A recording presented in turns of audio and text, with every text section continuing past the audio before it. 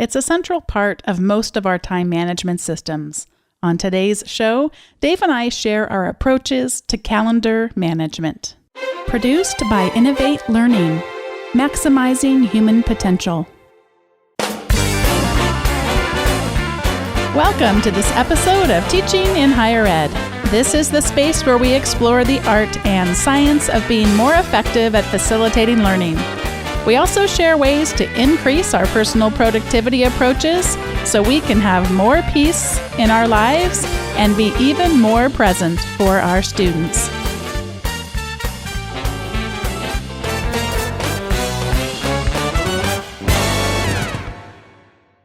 Hello, this is Bonni Stachowiak, and I'm so happy today to be having my husband join me on the show, and his name is Dave Stachowiak. For those of you that have not been listening for a while, he's back today. Thanks for joining me. I am, and I feel like there's an element of Wayne's World going on here because I'm not worthy. You want to explain that? I will explain that.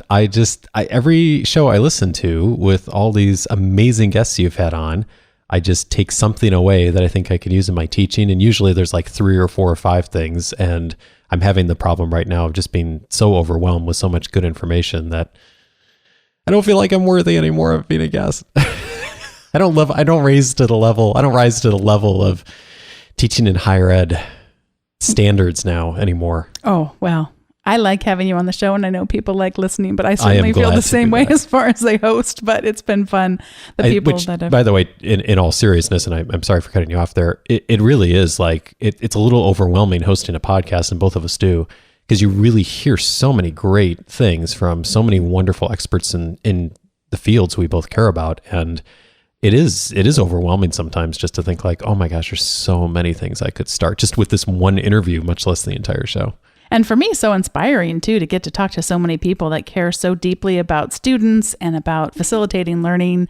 And that's just energizing. So it's both intimidating and energizing all at the same time. Agreed. I was cracking up because someone was emailing me recently talking about how when I do the part of the introduction that says so we can have more peace in our lives and be more present for our students, the individual said, that just challenges me every time because I feel like I can't be more present. I'm doing so much already. It's a tough one. So I was sort of chuckling to myself as I read that. We've all been there. Trust me. We've all been there. In fact, on Twitter today, I saw a chart that I can look up the source for in a second when you start talking, but it was, I actually remember it. UMass was the source, and it was looking at the number of hours that are spent in service to the university, in mentoring students, and then there was another category, and it divided it up by white men, men of color, white women, and women of color. Those were not happy numbers for women and women of color, and a lot of hours spent in university service, which is not necessarily typically rewarded in the tenure process, as an example, in mentoring students. Oh, as in women spend more time with that? Yeah. Or, okay. Interesting. Yeah, so it's something to go and check out. In fact, I can put a link to it in the show notes. Yeah, that would be fascinating to look at. So we're talking today about our approaches to calendar management. And one of the things we want to start with is just that both you and I, Dave, are pretty central on this first one, in that we want to use the calendar for its intended purpose. For me, it only goes on my calendar if it is something that is requiring me to be somewhere, or at least to be on a phone. Like, it's something that is time-based. It has to happen at 3:00. I don't block time out for the most part. I don't block time out just to think like, I'm really busy, so I need to block this out. Although I do break that rule, I will look at major assignments that are going to come during the school year. For example, I teach 3 sections of the same class this fall, and they'll have a major industry analysis that they have to complete. That's a lot of grading time. So I will go in and budget in the grading hours. I'll actually calculate out approximately how much time will it take me to grade each paper. I have some history, so I have a pretty good indication, and I will put that in, because sometimes that means us having someone watch the kids for longer that week, or negotiating with you to say, what does your week look like that same time? Yeah. But that's rare. I might do that twice during the semester on 2 really intense grading times. I've gone different ways on this over the years, and I'm generally in pretty much the exact same place you are right now, with making sure I put things in the calendar that only have to happen at a certain time. And like you, occasionally I'll make an exception if there's a large project that I don't necessarily have to do exactly between 2 and 5 this afternoon, but I know that there's a 3-hour chunk that I need to block to work on this week, and so I'll pick that time as a time to work on it. So I do think there's sometimes a time and a place for blocking a little more time, and there are times I probably should do that more actually, but I agree philosophically I'm in the same place you are. The next one is that we want to be able to have calendar tools, and technology is so great at letting us do this, that help us to see the big picture. And I thought it might be helpful to people listening for Dave and I to share our setup, although I don't want our Windows or our Outlook friends to stop listening, because I was on Outlook for many, many years, on a PC for many, many years. And our setup we're about to share with you is really only going to be varied in one way. And that is that we both use the Mac calendar system, or at least things that are tied into the Mac calendar system. But besides that, everything that we're going to talk about, you could do the same thing in Outlook on a PC. And so I already mentioned to you, Dave and I both have the Mac calendar as our central calendar. And what that lets us do, and what it lets you Outlook users, if you're connected to the cloud, is have that show up on our phones, lets it show up on different computers that we might use, and also for each other to be able to see each other's calendars. And as far as how we view the calendar, I view my calendar right now using something called BusyCal. That's a calendaring program that runs on top of the Mac calendar. And one of the reasons why I do that is because they recently came out with a piece of software which I talked about a couple months ago on the show, Busy Contacts. And those two talk to each other. In Busy Contacts, I can put a note in there, and I can also set up calendars and see what meetings I've had with people in the past or what meetings I have coming up. I like the way it integrates my calendar and my contacts. I say it hesitantly because there are some exciting new calendaring tools coming out. I'm not, as always, aggressive about going to switch to the latest and greatest thing, but I know there's some cool stuff out there right now. And can I say something about the big picture before we even get into some of the software? Is I think one key principle of calendar management is to have one calendar and to not have multiple calendars in multiple places. And that's not true. Not every industry or organization allows for that. But I think in higher ed particularly, I think it's very possible for people to have one calendar system, generally speaking. And so I think that that's really important. And that used to be a lot more challenging 10 years ago before we had all these things that sync over. Now it's so easy to sync. Like it's really, I think there's less of a obstacle to getting over that hump of I'm going to put everything in one place, have one system that syncs across to all my devices. And if you're not already doing that, if you've got a written calendar for some things and a digital calendar for other things, or digital calendars that aren't synced together, and talk to the person in your life who's tech savvy and get those things all synced up. It's worth to spend a day, half a day, a few hours to get that figured out, because then it's just seamless. So I would really advise whatever system you're on of thinking through how to do that. One of the things that's so cool I was able to discover recently is being able to pull in my university's Exchange server into my Mac calendar. Mm-hmm. And I don't use that as a central calendar. So in this case, it's primarily for viewing. But it used to be if someone would send me a meeting request, I'd have to go into my calendar and look at what that looked like and then have a duplicate calendar event. So it would show up on the Outlook Exchange that I would never look at, and it would show up on mine so that I made sure and actually showed up to that appointment. But now it's pretty seamless because those invitations, they're coming into what looks like my central calendar system, but it's actually talking back to all those other Outlook users. So it is nice to have it. As far as I'm concerned, it seems like just one calendar, but technically in the background, it's pulling in different calendars that I might want to interact with. In the old days, you needed to have a master's degree to figure all that out in technology. Today, you just need the master's degree to set it up. And once it's set up, it's pretty seamless. So find someone who knows something about it, get it set up if you don't already have it set up.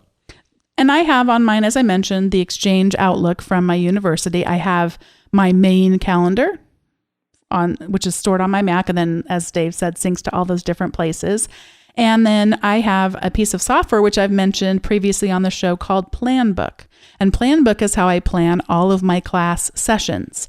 And it knows on Monday, here's any handouts that are going to be used, here's any PowerPoints, here's the topic of the day, here's the activities for the day, and then that syncs over to my calendar. And it becomes, so I don't ever put in, oh, Monday, Wednesday, Friday, I'm teaching this time. That automatically syncs over from that plan book software, which is really nice. Yeah, and I keep it really simple with my calendar. I've tried more advanced things. I keep coming back to just the plain old calendar app that's on Mac, and I have found that that's really just a great interface for me. It's simple. I don't use Planbook or anything. I teach adjunct, so I am only ever teaching one class at a time, and it's an accelerated program, so usually it's just 4 or 5 class sessions. So I haven't found it's worth the time and the investment to have a larger system. Well, I should probably look at Planbook and just, use it for the templates. I know there's some really cool things in there that you use. And I think if you're doing 3 or 4 classes at a time, that's like in the essential category. One of the things for being able to see the big picture is that we each can see each other's calendars.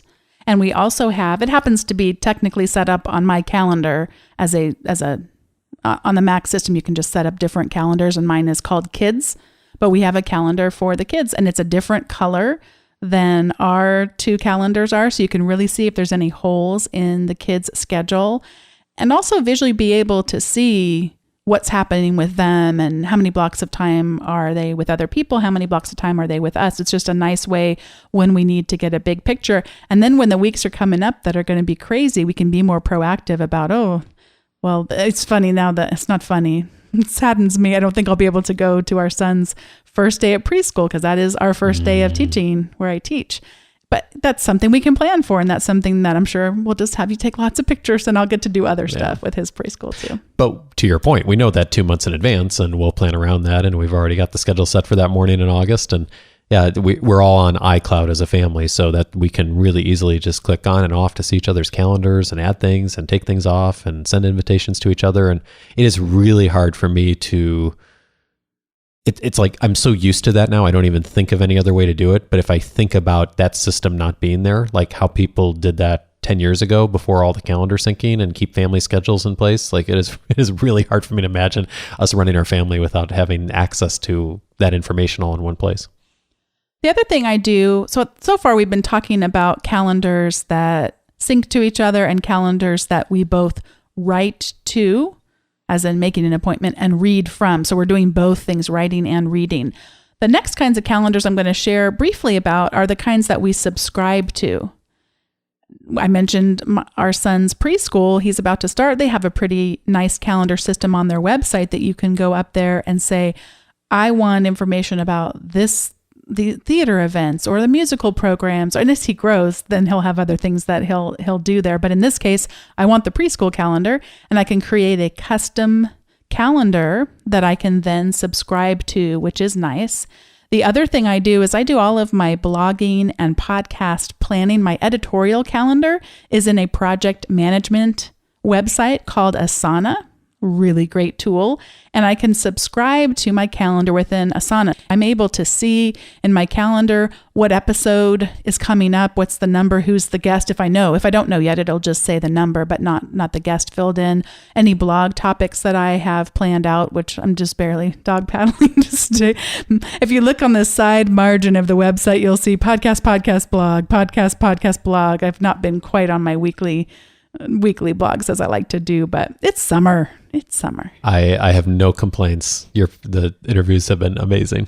And the last one I subscribe to is just the U.S. holidays, and that just helps me see what's going on as far as any holidays. I have the same thing at Dale Carnegie. We have a subscription to our Basecamp project management system. And by the way, all these calendars, like I think another best practice is just to have it set for whatever you need on a daily basis. Like for example, my work calendar, where all the projects, I don't need to see all that in my calendar all day long. So I just have it subscribed, but I don't have it viewable. But whenever I need to see something, I just click on it. It shows up everything in the calendar. I see what I need to see, and then I click off it. So I think that's helpful if you have shared calendars with others, or you have subscriptions to calendars. And a lot of organizations do have subscription calendar stuff available. So you can literally have it all in one place on your phone or tablet. It's really easy. And there's even for people that are into sports or that kind of thing, you can actually subscribe to calendars that are your favorite sports team. Mm-hmm. Yeah, that's cool. Of course, we have no examples of that in this house. This is not a family that is heavily sports intensive, if you hadn't picked up on that already. Yes. So the next one is to make it easy for your students and other stakeholders. One of the other great things that technology allows us to do is make it easy for someone else. If I have someone who's going to be a guest on the podcast, I use a service called Time Trade, and I can just send them an invitation, a link, and they click on that link, and it tells them a little bit about the podcast interview structure, what's it going to be, like a very brief introduction. And then they can go in and pick exactly what times they want. And I have it pretty far out into the future because I have some podcast guests who are very gracious, but they're working on a book deadline and they might want to schedule 2 months out. They can schedule out as far as makes sense in their calendar. And then what it'll do is it'll send a confirmation email back to them that has a calendar invite. If they just open it up and click save, it'll go into their own calendar system. And then it also goes into mine. I have blocks of times each week that are available as potential podcast interviews. If I were to say set a dentist appointment during one of those blocks of time, Time Trade syncs back and forth with my calendar and will no longer offer that time to potential podcast guests. The other thing that I love is if a podcast guest signs up for one time, even if 5 minutes later, 5 seconds later, someone else tries to sign up for that time, it will not offer that time up again. I also use Time Trade both with students, but also even more for podcast guests myself and for professional calls. And so I just send people the link, and it totally... shouldn't say totally, but it cuts out 90% of the back and forth on, oh, is this time good for you? Let me send you my times, my schedules. Like, that just seems to me like such a waste of time over email when there's systems like Time Trade to use. So I'd really encourage it. It's very inexpensive in fact, there's a free version of it, isn't there? It restricts the number of meetings per week that it'll allow you to schedule. Last time I checked, I believe it was 5, which wasn't enough for us to have that be feasible on ours. But for some people that might get them where they need to be. Get you started at least to try it out. And I think it's $50 a year, the one we use, which when you think about it over a month, month for month isn't really that much. And it sure cuts out a lot of time every week of scheduling. Dave mentioned office hours. If you were to go to my website, there's an opportunity for students to sign up for office hours there. And I have different types of Time Trade appointments set up because some conversations that students want to have are just really quick. So there's a 15-minute office hour appointment. There's a 30-minute. There's a 60-minute. And then I also have one that's if they want to share a meal. We have an on-campus cafeteria.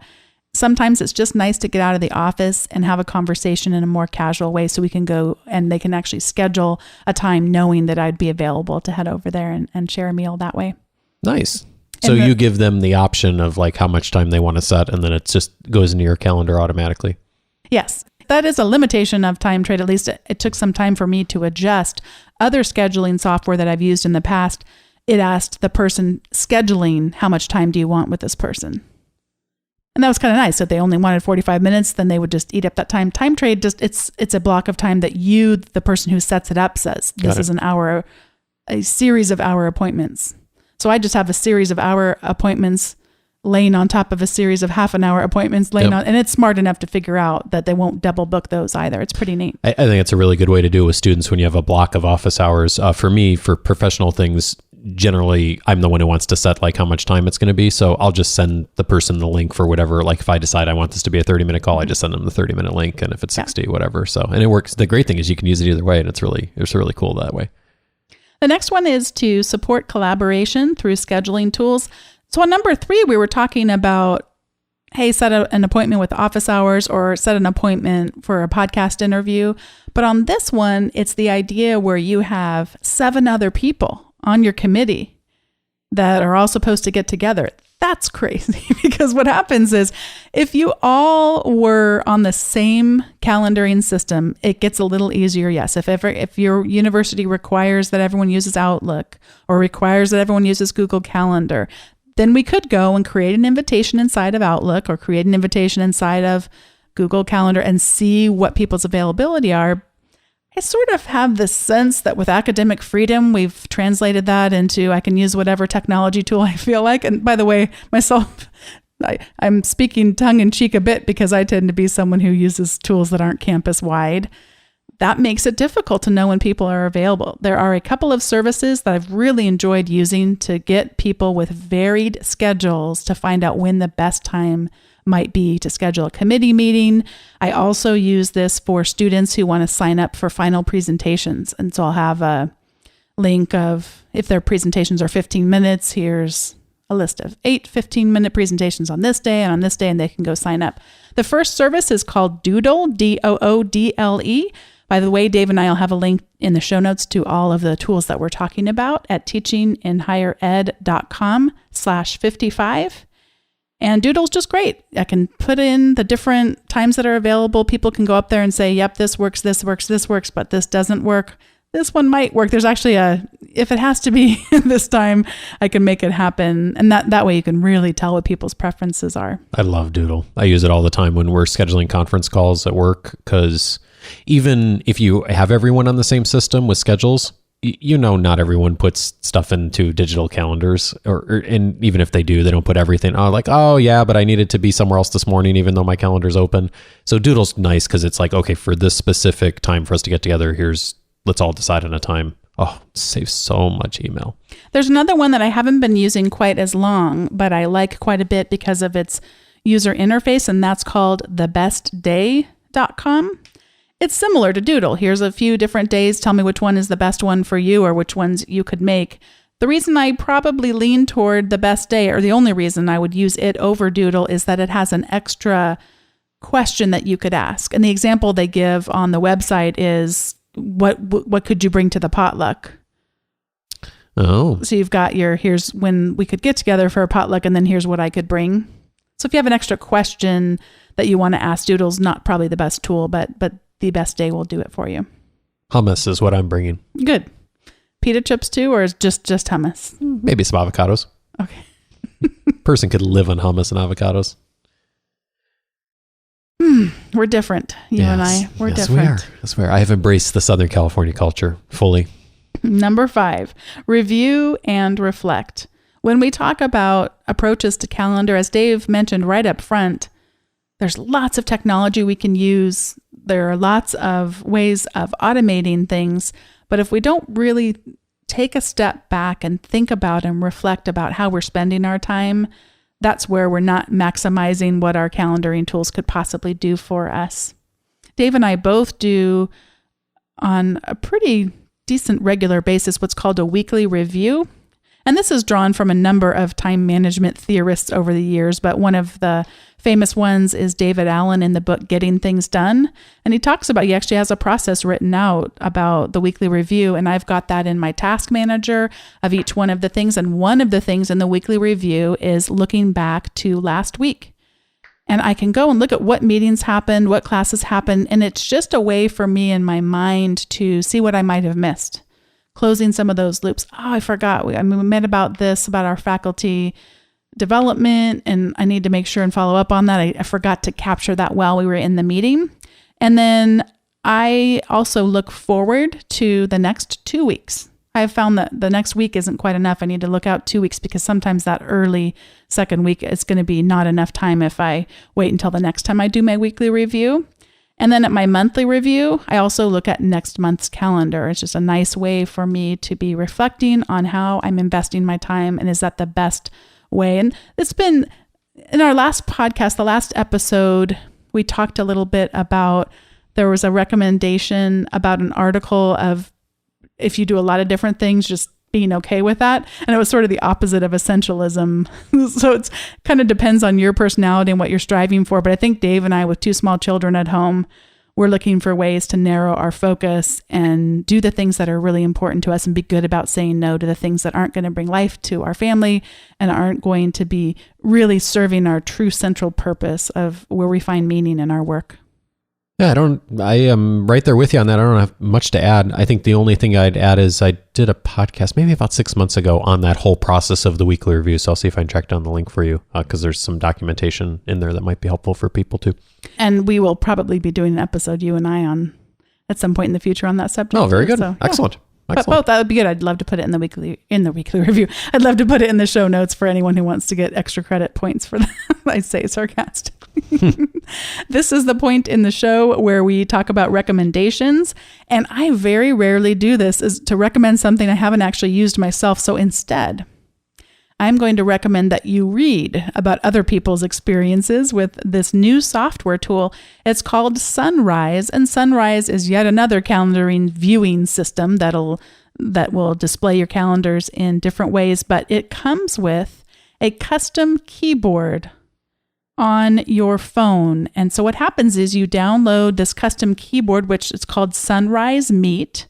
And if you wanted to set up a time to meet with someone, you just click on this little keyboard. It pulls up your calendar and you say, we could meet here, here, or this time, or this time. And then they get to pick which one they want. And then it sends an invitation to both of your calendars, or in your case, it goes right into your calendar. I have not used it. It's been quite intriguing, but I'm forcing myself to hold back because I, again, try not to do too many technology things at the same time. But I have included in the show notes a link to a Fast Company article and also the Chronicle, the Prof Hacker blog. They wrote about the tool as well. And I'd suggest that you check out both those links, watch the video. It's pretty impressive and might be a good tool for you to incorporate into your calendar management. Interesting. I will check it out. Speaking of calendars, my recommendation is an app called Fantastical, which is for the iPhone and iPad. And you can also get a version now on the Mac. There's a full calendar version. I actually am not, everyone loves the Mac version of the calendar, and I'm just not a big fan of it. I don't know. I'm just used to clicking certain ways that the Mac, I keep coming back to the standard Mac calendar program. But on iOS, if you've got your iPhone, and you're working off that during the day, which a lot of times I am, the really great thing about Fantastical is there's so many different ways you can view calendars, including just in a list. It's hard to explain, but it's a lot better than just the built-in one on the iPhone or the iPad. And the other thing that it's really good at is quick entry. So you can dictate to it, or you can just type like, okay, meeting Thursday at 1:00, and you can type that in the field and it books it. I mean, it's really great with understanding just everyday language and putting it in, and it just books it, and it's amazing. So I would recommend Fantastical for the iPhone, the iPad. If you're using either of those devices, I think you'll like it. Dave, before we all start tapping our toes with the closing music, is there anything else you want to say about approaches to calendar management before we close? I think the biggest thing is having everything in one place. So even if it's paper and pencil, it's more about how you're using your system versus what the system is. So have it all in one place and use the technology tools if you're on technology to get things syncing, and discipline yourself to do that. And if you do that, I think you're well ahead of the game of a lot of people. Thanks once again to Dave Stachowiak for joining me on today's show, being recorded on a lovely Sunday afternoon. It is. Speaking of weekly reviews, We're going to go through our calendars here in a little bit. Absolutely. And thanks for listening. If you have any feedback for the show, you can do that at teachinginhighered.com/feedback. As always, if you have not subscribed to the weekly review where you get all the notes and links that Dave and I talked about, and also an article most weeks on teaching or productivity, that is at teachinginhighered.com/subscribe. Thanks so much for listening, and I'll see you next time.